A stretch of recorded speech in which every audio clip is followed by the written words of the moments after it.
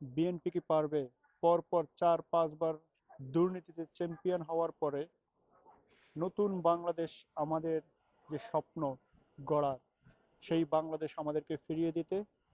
BNP কি পারবে রাজনীতিতে যে দেশ সেবার নামে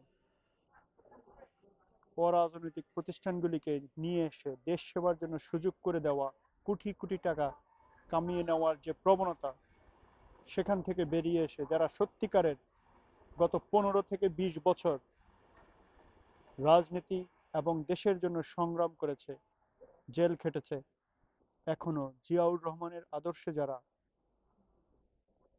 দিন রাত সংগ্রাম করে, বিএনপি কি তাদের পক্ষে কাজ করবে, তাদেরকে নমিনেশন দিবে, নাকি কোটি কোটি টাকার বাণিজ্য করে দেশের রাজনীতি এবং দেশ সেবার যে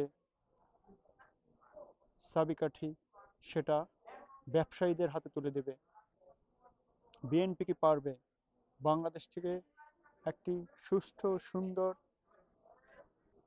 নির্বাচন এবং বাজেট উপহার দিতে, বিশ্বে বিশ্বের দরবারে বাংলাদেশকে নতুন করে পরিচয় করিয়ে দিতে?